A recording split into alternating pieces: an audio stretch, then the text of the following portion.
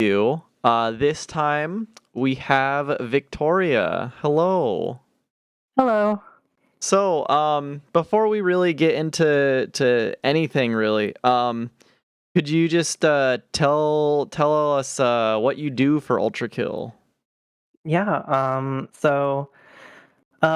since Act 2, I think I've done, like, almost all of the modeling, so yeah, 3D modeling, texturing, and then I also do, the programming for, like, all of the rendering in the game, and then I do some other miscellaneous coding and, like, optimizations and things like that.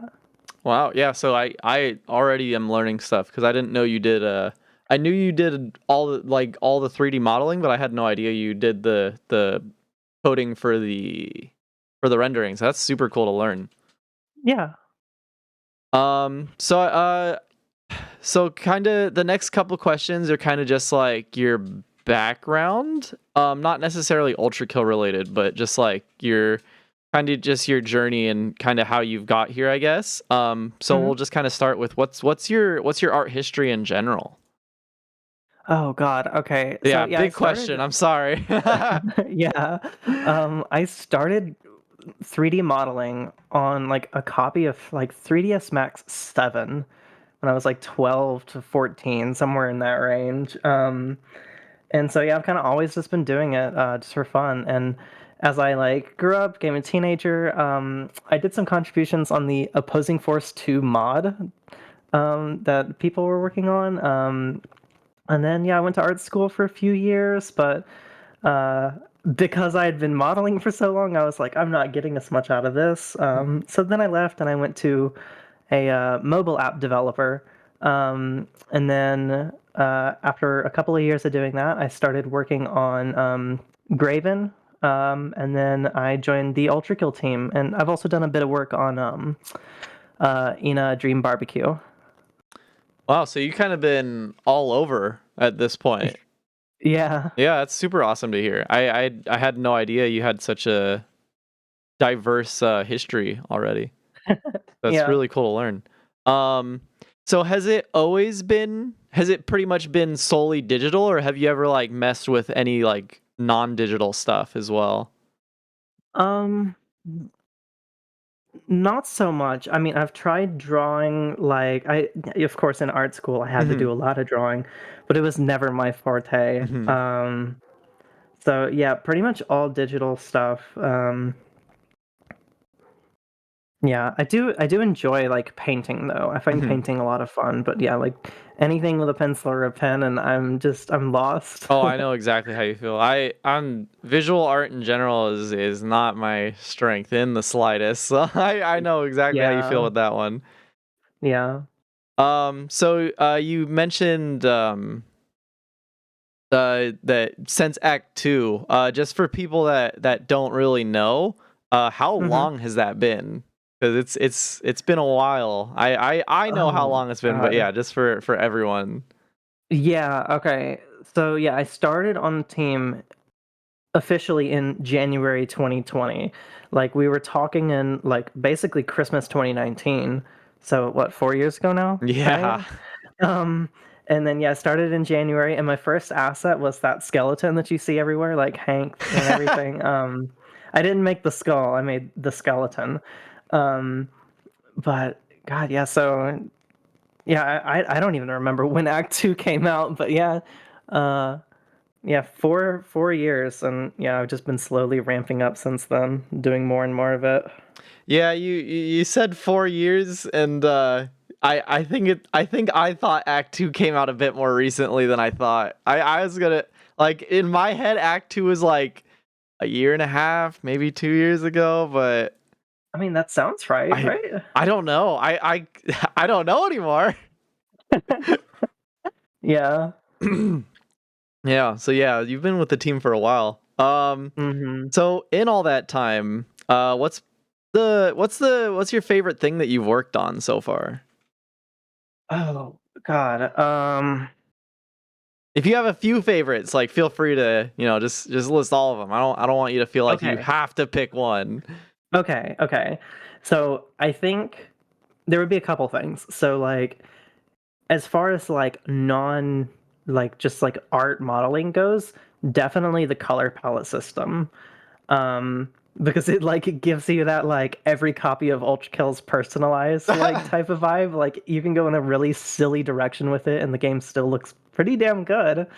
Um, and that was funny because Samuel, when he was doing modeling still, we were just in like a Discord call and just like spitballing ideas. And Hmm.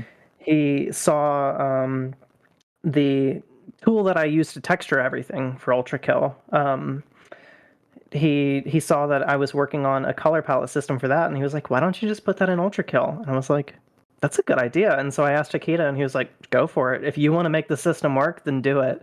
He's like, "I don't want to do it though." So he gave me the green light, and yeah, I think people have really gotten a lot of mileage out of that. As far as art goes, though, like probably the gutter tank. I think that like the shapes of that were like really, really fun to make. And yeah, the texture just came out really cool, I think. Like the gutter tank and the gutter man side by side were so like such a cool dichotomy. You can kind of see an evolution of like design like in the lore itself. Yeah. I'm gonna have to take a closer look at them because I've never like actually. Anytime I'm playing, I just see particles and all that. So I should probably take a closer look at those two. All I know is that I want to squeeze Gutterman like a Go-Gurt tube. He's just Yeah, so yeah. round. Yeah, by the time people are like listening to this, I should be able to post like all of the like high poly renders and Oh, like all of the nice. like breakdowns of everything. Yeah, So yeah, yeah. people can check that out. Yeah, that's awesome.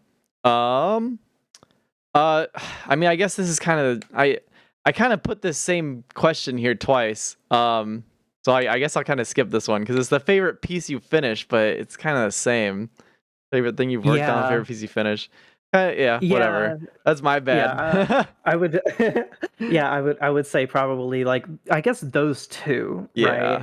Because they kind of go hand in hand with each Yeah, other. I guess it's a little different for modeling cuz I don't know. Mm-hmm. Yeah, it's a little different for modeling. Yeah. What's the most challenging thing you've worked on for Ultrakill so far? Okay. So the centaur, like the Earthmover, definitely. Okay. Um, so that was really interesting because um, we kind of worked on that like in parallel, Hakita and I. Mhm. So while Hakita was working on 7.2, I started working on 7.4. So like Imp did the concept art for it, right? Yeah, and then I did like an initial block out of it, and so I threw some buildings on the back, and I had kind of the overall shape of it. And then when Hakita was done with 7.2, I passed that off to him so I could do some modeling on other things, and then also some coding and stuff. And he basically did like the routing through the level. So Mhm. like added, like you start at the base and you work your way up and then go inside of it. So he added the the room that you fight the two mannequins in. And then I kind of gave him like an interior shell that was Mhm. completely empty. And so he added some of the platforming and Okay. everything and was like, okay, here, like, I want you to make the walls look like guts and stuff. And so, yeah, once all the encounters were there and his additions were there, he passed that back to me and then he went on to work on 7.3. And Okay. from there on, like, I did like all of the art and then integrated everything into the level and then we kind of collaborated to polish it. So he worked on like all of the like the desert environment and the skybox Mhm. and then added like polishing up some of the rest of the encounters. And yeah, so all of that was like I think 3 months of work Oh, every day. wow. Yeah. Yeah, so that was a lot of work.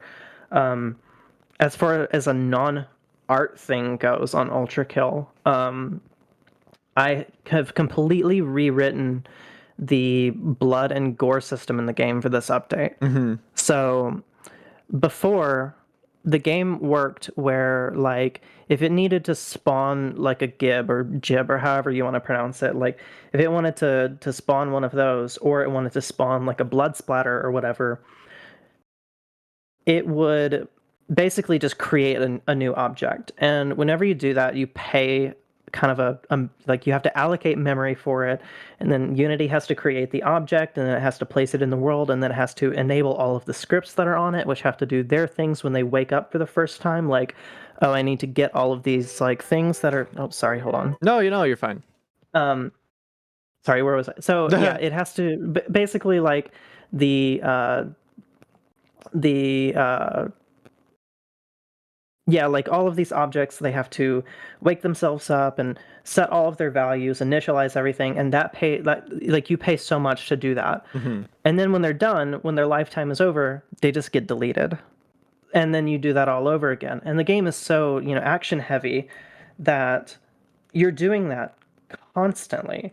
So I rewrote the system to where instead of doing that, it has a pool of them. And so it creates the pool of it when you start the level, and it has like 1,000 different gore objects. And whenever you need one, it grabs one from the pool. And when its lifetime is over, it deactivates it and returns it to the pool. So it's just recycling things instead. And it's a lot faster now. Yeah. That also took months of work to get going, because the game is at this point where it's so mature that adding anything into the game can break stuff in earlier levels in ways that you don't expect. So yeah, it took a lot of work to make sure that was working as good as possible. And I think we had one problem that I had to like bust it to get fixed for this hot fix for Christmas. Oh God. But it seems like people have been saying it's really been helping them on their potato computers. So Yeah, that's for really sure. nice. And that's such a huge part of like indie gaming too, just like making it available to people that with those potato computers that are like, oh, this game looks so cool, but I can't run it. But it's like, oh, now they probably can. Like that's huge. That's so awesome. Yeah, I've been thinking about getting like an old computer build just so I can do like profiling, or maybe like a cheap laptop or something. Yeah. Yeah. Yeah, not a bad idea at all. So I am actually gonna add another question in here because like I said, you piqued my interest when you were talking about the Earthmover and the kind of the collaboration between you and Hikita. So I'm really curious about like exactly what parts are things you put in and things that he put in, because like I some of it's obvious, right? Like a lot of the non-combat spaces like are most likely yours, I would assume. But like a lot of the things that are kind of not quite combat spaces but look like they're still built onto Earthmover. So like, the like knees with the pads that send you up, and like the weird little platforms on his legs, and then things like that. So if you could Right. maybe just, I don't know, talk about kind of what, maybe not exactly like, not in like painful detail or whatever, but just kind of talking about that a bit more, because it is something I am very Okay. interested in hearing. Yeah, okay. So pretty much like any of the platforms that are sticking off of like the legs or the shoulder like joints, or like the kind of like sewage vent thingies that pop up. Those were things that Hikita added on. I kind of like I Okay. gave him a platform prefab, and I said you can Okay. stretch this, you can add it to different parts. I was like, feel free to cut holes in the mesh wherever you need it, and so he did a lot of that on the path up. And then the front of it, where you kind of walk across that thin strip and you fight the sentry and the gutterman there, we left that pretty much alone. And then he kind of flattened out one of the shoulders so you can have that double gutter tank fight. And then he added that the building. I think it's generator. It's siphon plant. I think that was the Japanese that we ended on. Okay, yeah, I Um, know what you're talking about. yeah, and then actually the back space where the kind of courtyard area where you fight the security system, that was pretty much unchanged from the initial blockout that I Oh, did. wow, okay. Um, and then we kind of always wanted that like Akira elevator that went up to the top. I think I had like a shape there, and I was like, this looks cool because it was kind of in the concept art. And Hikita was like, we should make this move, and I was like, that's awesome, let's do it. And then in the interior, all of that platforming, and then like the launch pad that takes you up to the neck, and then everything in the head, he kind of made a block out of that space and then Mhm. passed it back to me. Okay. And so then yeah, from there on, and then yeah, so the other thing that I did was the secret entrance where you kind of like blow the hole in the wall because we were talking a lot about the level challenge that we wanted, and we were like, it was really hard to kind of come up with something, and so Mhm. I was saying like, how about we have like some way that you don't fight the security system, and I was like, maybe that could be something like you have to find some like panel like to deactivate it or whatever, and he was like, or some way that like you can find a secret entrance. So at first we actually just had a hole in the wall, and we were like, "That's not really. It's cool, but it's not interesting." And Yeah. so I was like, "We have this really awesome crane set piece. What if we did it where you activate the crane and it smashes a hole in the shoulder, and you can sneak in that way?" So I think I did that entire sequence in like 2 days, and then Oh, I think wow. Hakita spent another day on it. So yeah, yeah, he did a lot of stuff. Pretty much placing all the jump pads as well was all Mhm. him. But like most of the model was left pretty unchanged, except for the interior. We just kind of added stuff onto it to make a more interesting space to move around. Yeah. Yeah, that's exactly the answer I was looking for too, because now I have yeah, I can really imagine like as you're talking about all of it, I mean I've played it quite a bit at this point already. So Yeah. I can visualize everything you're talking about and like see like okay, yeah, I can see how this was placed here and maybe it wasn't part of the original. So that's exactly the answer I was looking for. Thank you so much. Yeah, I'll have to post some pictures at some point of early versions of the level Oh, because that'd be I've got a awesome. I bunch. would love to see that. Yeah.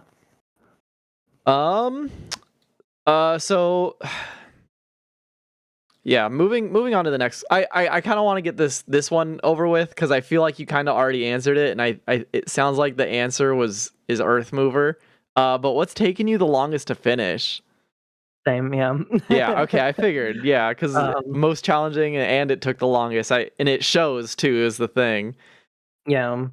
I guess the other answer would be like the rendering code because Yeah. like we are always optimizing it, and we are always adding new things. So Mhm. like whenever we need a new shader or a new feature for an existing shader, like you have to go back and add it and make sure that it doesn't break the rendering for the rest of the game. And I'm currently in the process of making a new system that will kind of help the modders out as well Oh. where they don't have to worry about any of that. It just kind of all it's one shader that all does everything in the game. So yeah, that's an ongoing process at all times. Yeah. So that when the game's done, that will be the thing that took the longest. Yeah, that makes sense. That's super cool. I'm sure there's a lot of people very happy to hear that. Hmm. At least the modders are very happy to hear that. Yeah. Um, yeah, I was talking with Hectech, and he's like, "Oh yeah, it's so different, like working on the game now compared to when I was just modding, because it was so horrible working with the modding code, because it was just extrapolated code, and it was so hard to do anything with. But now that I'm Oh working on yeah. the game, I'm trying to make all of it easier for people to work with." I was like, "Oh, that's kind of cool." Yep. Yeah, that's stuff that we're always looking at, Yeah, especially like whenever we want to have like more, I guess more official support for it, yeah. more fleshed out support.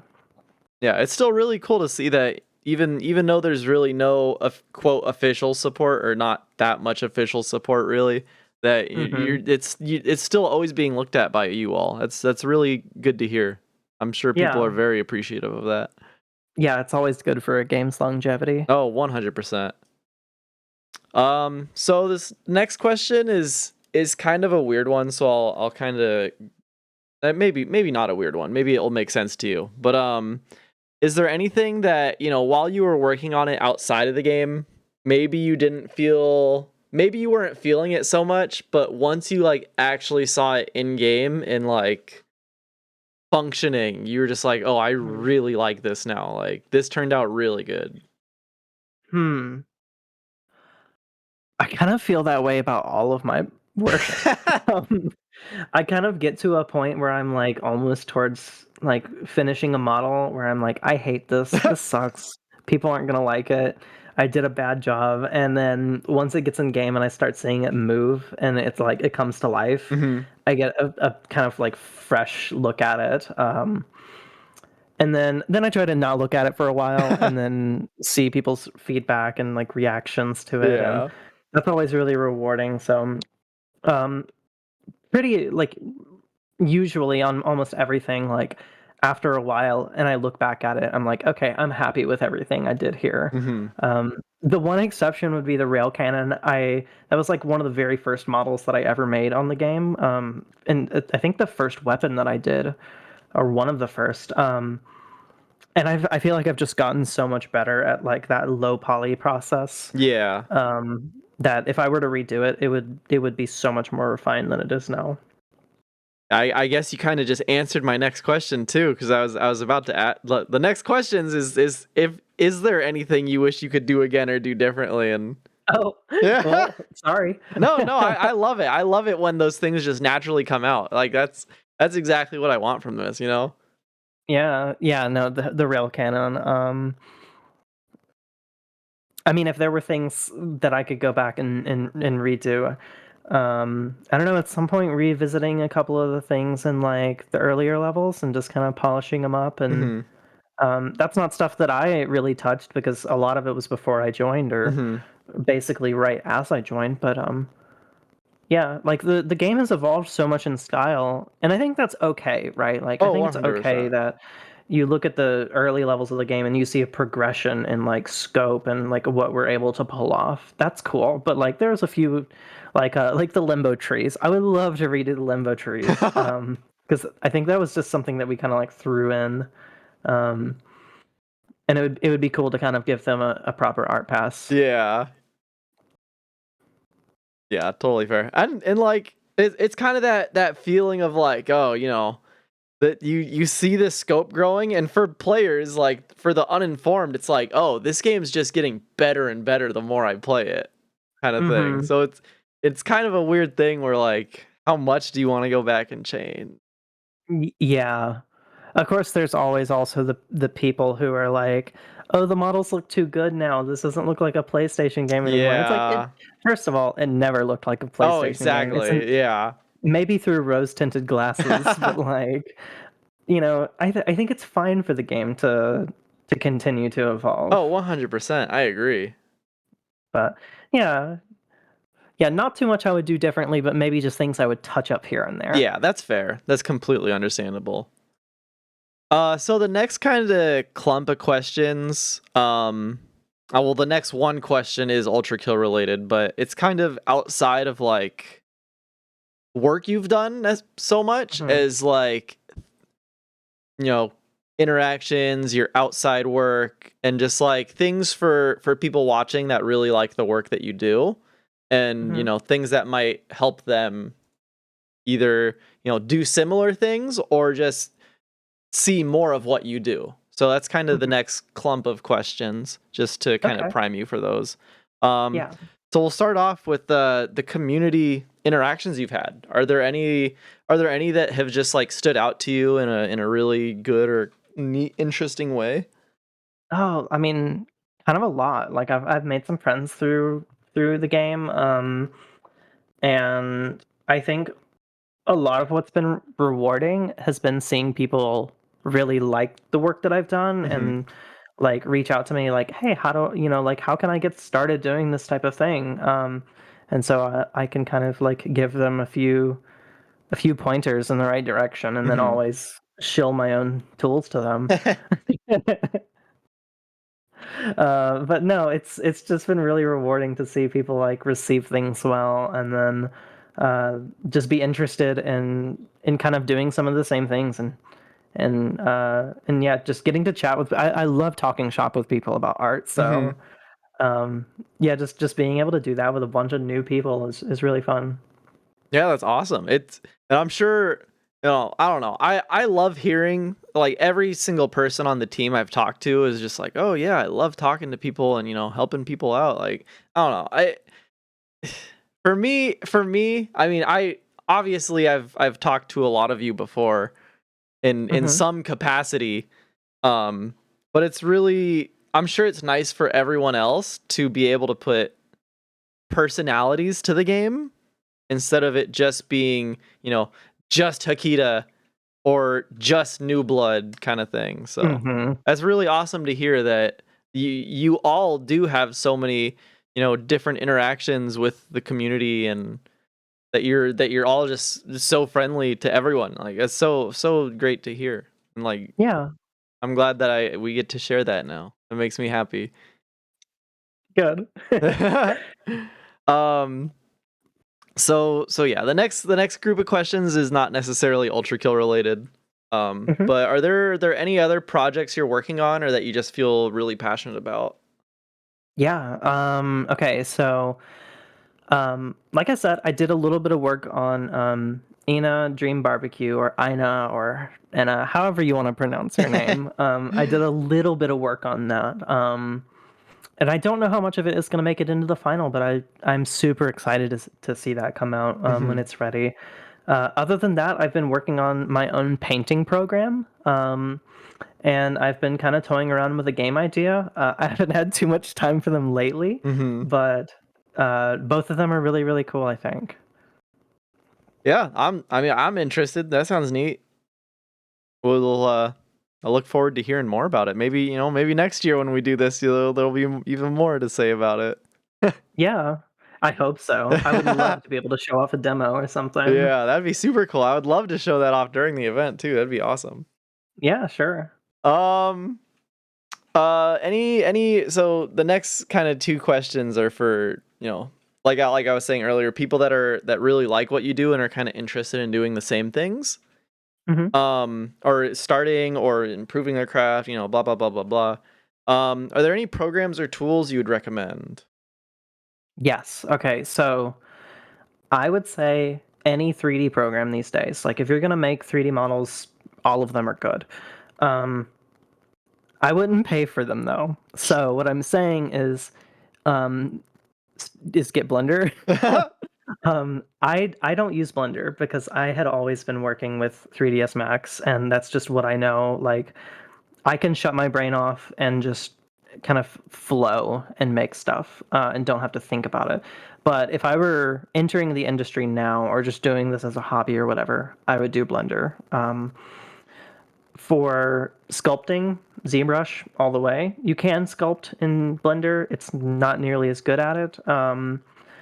ZBrush is unfortunately paid though, and then also paid is Substance Designer and Substance Painter. If you want to make textures, then that is pretty much the only one in the game anymore. It is Adobe, so there's that. But you can get a permanent license on Steam, so that's good Oh. too.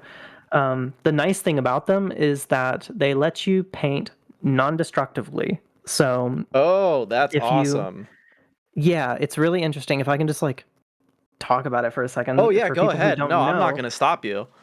Okay, the cool thing is that like say you start off with a low resolution texture and you paint your brush strokes and everything. It's almost like vector art. You can tell it make my texture higher resolution and it will reproject all of your brush strokes that you painted in the entire history of that model and update it at a higher resolution. And it's really fascinating. So you can even change the model. You can redo the unwrap for the model completely, and everything will just update for you. And so it like saves so much work in the process because you don't have to worry about like, oh, I moved the or I made the head have more detail. Now I have to redo my texture from scratch. Like it's just like you click a button and it updates everything for you. So it's so useful. It probably saved me like a year of work on things by this point. If you're doing retro art and you do have Substance Painter, then grab Pixelator, which is the retro art tool that I make for it. That's what I use on everything on Ultrakill. So I would always recommend my own stuff, right? Yeah. But Awesome. yeah, Yeah, I no. think I Thank think you that's I for think going those are, off on those that. are it. If you ever want to make clothes too, Marvelous Designer is a cool one. Lets you simulate real clothes. Oh Very, wow, very that's cool super cool. program. No, thank you. I'm sure that's great insight. Like I've told all the other people, I am not an artist. So hearing all this like insight and just like all this stuff is super cool. Yeah. Oh, there's so many cool things out there these days.